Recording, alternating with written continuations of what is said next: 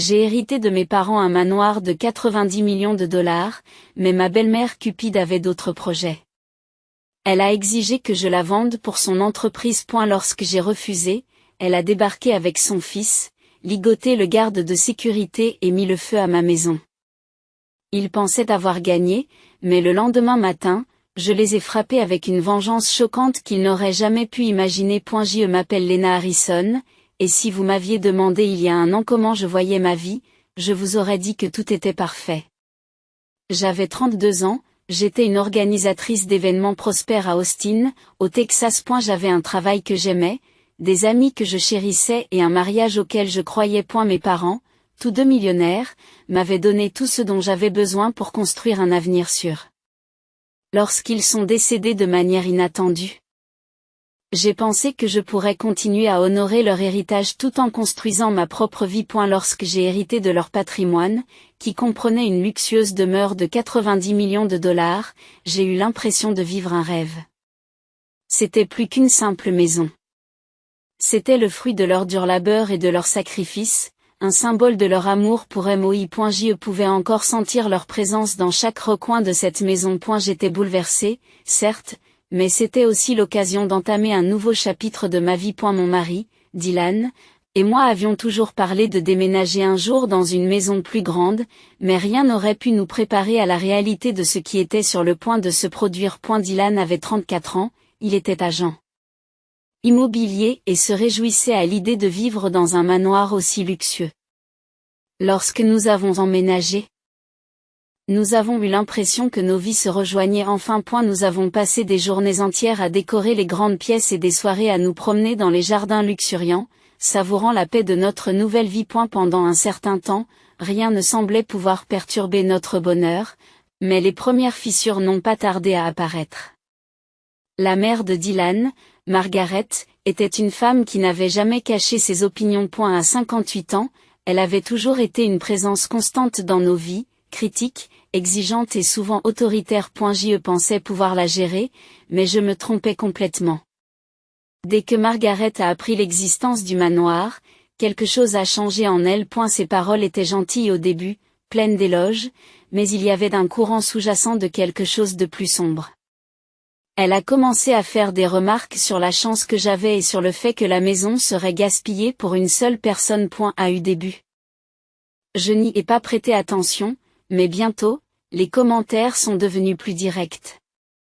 Lena, tu sais, m'a-t-elle dit un après-midi, alors qu'elle me rendait visite en sirotant un thé. J'ai toujours cru aux bons investissements. Avec tout cet argent, tu pourrais vraiment élargir ton champ d'action. L'immobilier est une activité très rentable. Je ne sais pas pourquoi vous vous accrochez à ce manoir. J'ai été surpris. Je venais de perdre mes deux parents, et cette maison était tout ce qui me restait pour me rappeler d'eux. Ce n'était pas seulement une question d'argent. Il s'agissait d'honorer leur mémoire. Je ne suis pas prête à vendre, Margaret, dis-je doucement, en essayant de garder une voix stable.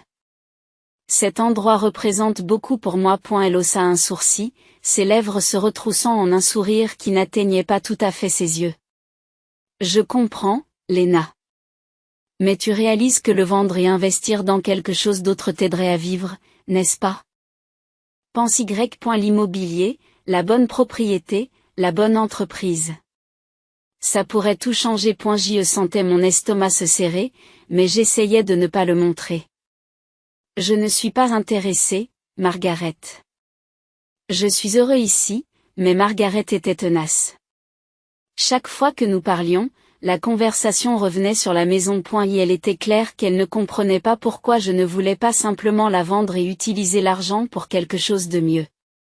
Elle s'est montrée de plus en plus insistante, et c'est là que j'ai commencé à ressentir la pression. Ce n'était plus seulement elle. Dylan, mon mari, a commencé à montrer des signes d'influence des idées de sa mère. Il s'asseyait tranquillement pendant nos discussions, son silence devenant de plus en plus bruyant au fil des jours. Début, j'ai essayé de ne pas m'en préoccuper, me disant que ce n'était qu'une phase. Après tout, Dylan m'avait toujours soutenu. Il avait été mon roc pendant toutes les difficultés liées au décès de mes parents. Mais au fil des jours, j'ai commencé à me demander si sa loyauté n'était pas en train de changer. Un jour, Margaret et son fils cadet, Max, se sont présentés à notre porte sans prévenir. J'ai tout de suite su que quelque chose n'allait pas. Les yeux de Margaret étaient trop brillants, trop concentrés, et Max, qui n'avait que 26 ans, avait une expression qui reflétait celle de sa mère en termes de patience et de colère cachée. « Qu'est-ce qui se passe ? » demandai-je en essayant de garder ma voix calme. Margaret ne m'a même pas salué. Elle est entrée directement dans le salon, sans préambule, a dit, « Lena, j'en ai assez de tout cela. La maison est un gâchis. Tu dois la vendre et utiliser l'argent à bon escient. J'en ai assez d'attendre que tu prennes la bonne décision. J'étais abasourdi. Margaret. Cette maison n'est pas à vendre. Ce n'est pas une question d'argent. Il s'agit de préserver l'héritage de mes parents. Je ne vais pas l'abandonner parce que tu penses que c'est du gâchis. Elle a souri froidement. Pour la première fois, j'ai vu quelque chose de sombre dans ses yeux. Tu crois que tu es la seule à pouvoir bénéficier de cet héritage? Tu penses que tes parents voudraient que tu l'accumules? Non, Lena, il est temps de lâcher prise. Avant que je puisse répondre, Max s'est avancé, me regardant avec une froideur qui m'a fait froid dans le dos. Maman a raison, dit-il. Tu t'entêtes. Cela pourrait être une grande opportunité pour nous tous. Pourquoi s'accrocher à quelque chose qui reste là, à dépérir? J'ai senti les murs se refermer, le poids de leurs paroles m'écraser. Ce n'est pas une question d'argent, ai-je répété, la voix ferme. Je ne vendrai pas. Cette maison est la mienne, et elle représente quelque chose pour moi. Le sourire de Margaret affaiblit un instant. Mais elle a rapidement retrouvé son calme. D'accord, dit-elle, la voix dégoulinante de dédain. Mais ne crois pas que je vais l'oublier. Et juste comme ça, elle et Max sont partis, mais j'avais le sentiment dans mes tripes que ce n'était pas la fin. Je ne le savais pas à l'époque, mais j'étais sur le point d'apprendre la véritable profondeur de la trahison et ce qu'il en coûtait de tenir bon. Et la suite des événements allait tout changer. J'aimerais pouvoir dire que j'avais tort à propos de Margaret, que j'avais réagi de manière excessive, mais ce qui s'est passé ensuite a confirmé toutes mes craintes. Je pensais que le pire était derrière moi, mais en réalité, il ne faisait que commencer. C'était un après-midi ordinaire, ou du moins je le croyais. Dylan et moi nous installions dans notre nouvelle vie, nous habitions encore au manoir. Je travaillais à l'étage sur des projets d'événements, essayant de me tenir occupé. Je ne m'attendais pas à quelque chose d'inhabituel. Mais j'ai entendu frapper fort à la porte.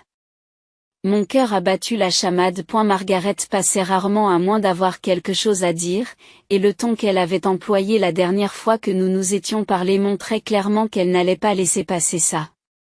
J'ai ouvert la porte et j'ai trouvé Margaret debout, le visage rougi par la colère. Elle ne m'a pas dit bonjour. Elle ne m'a pas demandé comment j'allais. Elle est passée devant moi en trombe, les yeux rivés sur le manoir, comme si elle était prête à le démolir par son seul regard. Que fais-tu ici, Margaret?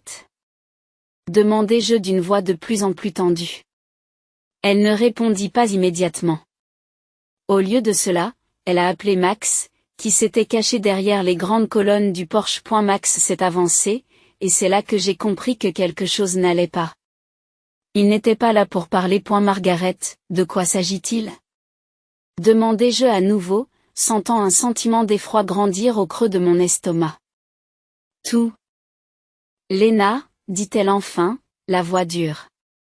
Tu as fait une énorme erreur en ne m'écoutant pas. Je t'ai donné une chance, mais maintenant tu me forces la main avant même que j'aie pu lui demander ce qu'elle voulait dire. Un bruit sourd retentit derrière moi, suivi de l'incomparable crépitement du feu. Je me suis retourné, choqué et incrédule. Margaret et Max se tenaient là, un briquet dans la main de Max, et les flammes commençaient à se propager sur le bord du magnifique porche du manoir.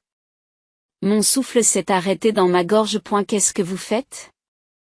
J'ai crié. C'est la seule solution, Lena, dit froidement Margaret.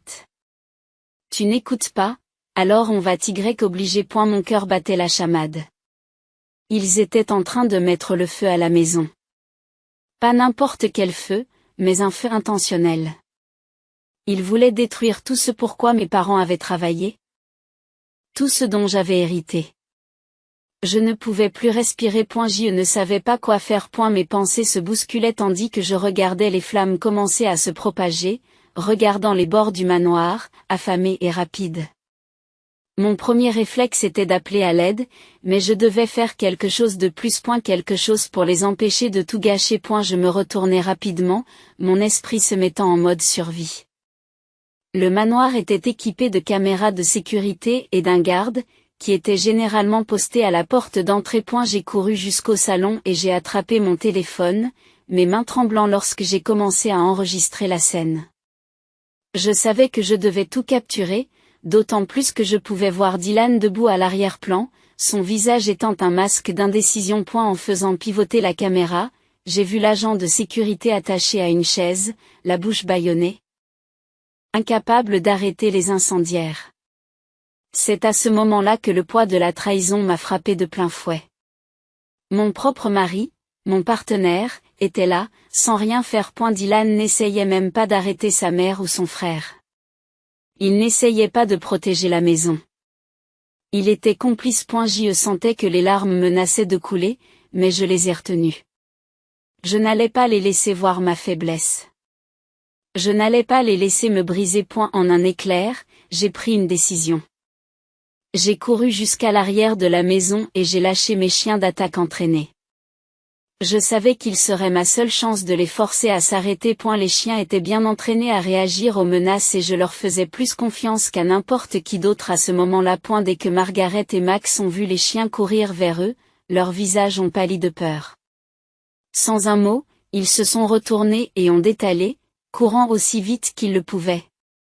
Laissant le feu faire rage en arrière-plan. C'était surréaliste, presque comme si tout se passait au ralenti. J'ai entendu les chiens aboyer bruyamment et les poursuivre.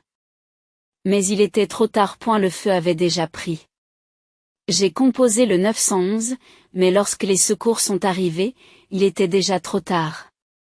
La moitié du manoir avait été consumée par les flammes. Je suis resté là, à regarder la destruction se dérouler, l'esprit en ébullition. Je n'arrivais pas à comprendre ce qui se passait. Ce n'était pas un accident. C'était une tentative délibérée de détruire tout ce qui m'avait été laissé. Mais le pire, c'était de réaliser que Dylan avait participé à tout cela. Il était resté là, à regarder, ne faisant rien pour arrêter sa mère et son frère. Ils m'avaient tous trahi, ma propre famille. Les jours qui ont suivi ont été un véritable chaos. La police est arrivée et j'ai pu leur donner les preuves que j'avais enregistrées. Mais Margaret, Max et Dylan avaient déjà disparu. Ils étaient entrés dans la clandestinité, échappant aux autorités. Je n'arrivais pas à y croire. Mon propre mari avait choisi de soutenir sa mère et son frère plutôt que moi. Je ne savais pas quoi faire. Je me sentais perdu, le cœur brisé et en colère. Mais j'étais sûr d'une chose. Je n'allais pas les laisser s'en tirer comme ça. Pas après tout ce que j'avais perdu. J'ai engagé un avocat, j'ai rassemblé toutes les preuves que j'avais et j'ai juré de les faire payer. J'obtiendrai justice pour mes parents, pour le manoir et pour moi-même. Je n'allais pas laisser leur cupidité et leur trahison l'emporter. Mais j'étais loin de me douter que le pire restait à venir. Les jours qui ont suivi l'incendie ont ressemblé à un cauchemar dont je n'arrivais pas à me réveiller. Le manoir était détruit. Ma vie était en proie au chaos et la trahison était trop dure à supporter. Mais je n'allais pas en rester là. Je devais faire quelque chose. Je devais me défendre. J'ai appelé un avocat, Monsieur Thomas Anderson, un homme calme et expérimenté, spécialisé dans les litiges immobiliers et les fraudes. Dès que je l'ai rencontré, j'ai su qu'il était la bonne personne pour s'occuper de mon affaire. Il a écouté mon histoire avec patience, lorsque je lui ai montré les vidéos et les photos de l'incendie, il a hoché la tête d'un air grave. Nous pouvons utiliser ces preuves, a-t-il déclaré après une longue pause, mais nous devons en rassembler d'autres. S'ils essaient d'échapper à la loi, nous devons être rapides. Et elle avait raison. Même si je voulais me concentrer sur l'aspect émotionnel des choses, je savais que je devais monter un dossier solide. Nous avons rassemblé toutes les preuves, les enregistrements téléphoniques, les photos de l'agent de sécurité ligoté et toutes les traces de leur implication. Je savais que le rôle de mon mari Dylan dans tout cela était indéniable, mais je n'étais pas sûre de savoir où ils étaient allés. Dylan, Margaret et Max avaient disparu sans laisser de traces, et je ne pouvais me défaire du sentiment qu'ils préparaient quelque chose d'autre. Quelque chose de pire. Et la police avait été prévenue immédiatement après l'incendie, mais elle avait du mal à les localiser. On aurait dit qu'ils avaient tous pris le maquis. Ils étaient intelligents, trop intelligents pour que je puisse les attraper seul. Je ne pouvais m'empêcher de me sentir impuissant. Ma propre famille m'avait trahi, et maintenant ils se cachaient, s'éclipsaient sans avoir à en subir les conséquences. J'étais inquiet. Chaque jour, je consultais les nouvelles et les rapports de police, dans l'espoir d'une avancée. Je me suis même rendu une fois sur le site du manoir, pour voir les vestiges brûlés de la maison de mes parents, l'endroit où tant de souvenirs avaient été créés. C'était douloureux, mais je ne pouvais pas me permettre de faire mon deuil tout de suite. Il y avait quelque chose de plus important sur lequel je devais me concentrer, la vengeance. Non, pas seulement la vengeance. La justice. Une semaine plus tard, le déclic s'est enfin produit. J'ai reçu un appel de Monsieur Anderson tôt le matin. Sa voix était posée, mais urgente. Léna, ils ont été retrouvés. Votre mari, votre belle-mère et votre beau-frère ont été arrêtés ce matin à l'aéroport. Ils essayaient de quitter le pays. Pendant un instant, j'ai senti le poids des mots me frapper. J'avais du mal à y croire. Ils avaient essayé de s'échapper, de fuir ce qu'ils avaient fait, mais ils n'avaient pas pu s'enfuir. La police les avait retrouvés juste à temps. Et maintenant ils devaient répondre de graves accusations. Je ne savais pas si je devais ressentir du soulagement ou de la colère. Mais à ce moment-là, j'ai compris que c'était ma chance de leur faire payer tout ce qu'ils m'avaient pris. Ils avaient détruit l'héritage de mes parents et m'avaient trahi de la pire façon qui soit. Ils devaient maintenant en assumer les conséquences. Les charges étaient lourdes, incendie criminel, conspiration et destruction de biens, entre autres. Je ne pouvais pas supporter de penser à l'implication de mon mari dans tout cela. Je lui avais fait confiance et il avait tout gâché. Mais je n'avais pas le temps de m'apitoyer sur mon sort. Je devais me concentrer sur le procès qui m'attendait. Le procès a été intense. J'ai témoigné sur tout. Comment Margaret et Max avaient allumé le feu, comment j'avais enregistré les preuves sur mon téléphone, comment Dylan était resté là, à ne rien faire, et avait laissé faire. Ils ont d'abord nié. Mais les preuves étaient irréfutables. Finalement, le tribunal a statué en ma faveur.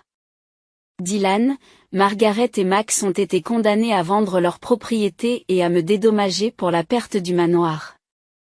Mais leur punition ne s'est pas arrêtée là. Le tribunal a prononcé des peines de prison et ils ont été contraints de faire face aux conséquences de leur cupidité et de leur trahison. Ce n'était pas la fin que j'avais imaginée, mais c'était la justice. Pour la première fois depuis des semaines, j'ai ressenti un sentiment de soulagement.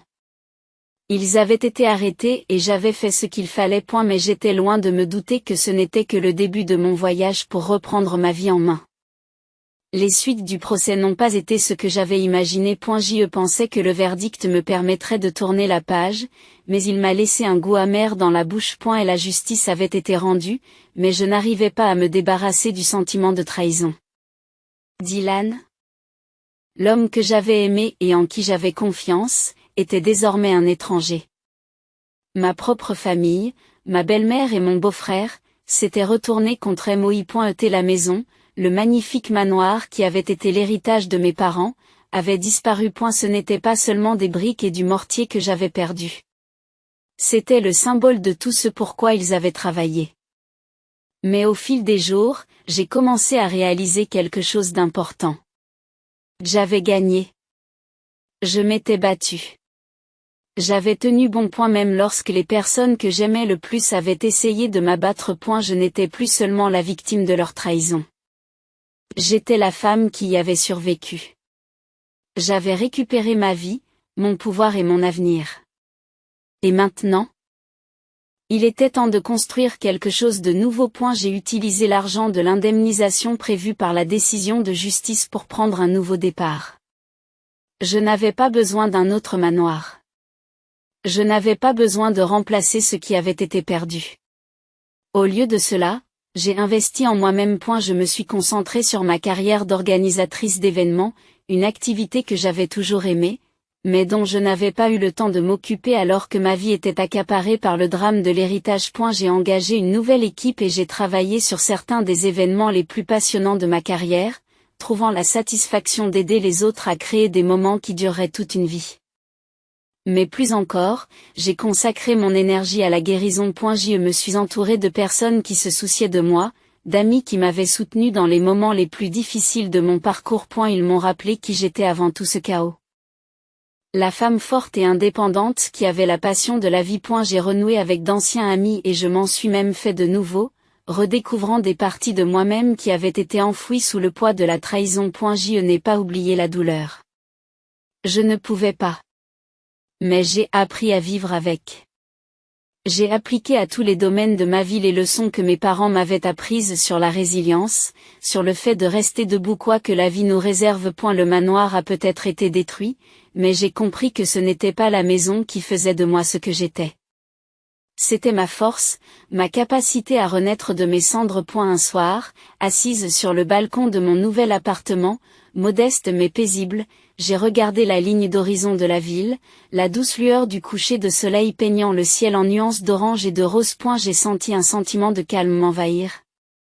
Quelque chose que je n'avais pas ressenti depuis longtemps. J'ai pensé à tout ce que j'avais perdu et à tout ce que j'avais gagné. Et la douleur de la perte de mes parents, la trahison de ma propre famille, la destruction du manoir, tout cela me paraissait si lointain maintenant. J'en étais sortie plus forte, plus sûre de moi et prête à affronter la suite des événements. Les gens qui m'avaient trahi, Dylan, Margaret, Max, étaient partis pour ma vie. Ils payaient le prix de leur cupidité et de leur tromperie. Mais je ne ressentais plus de colère. Je ressentais un sentiment de liberté. Je n'étais plus définie par les actions des autres. Je contrôlais ma propre histoire et j'écrirais le prochain chapitre selon mes propres termes. Je suis allée de l'avant, sans oublier ce qui s'était passé, mais en m'en servant comme d'un carburant pour créer une vie qui m'appartenait. Une vie fondée sur mon propre travail, mon intégrité et ma résilience. J'ai peut-être perdu le manoir de mes parents. Mais j'ai gagné quelque chose de bien plus précieux.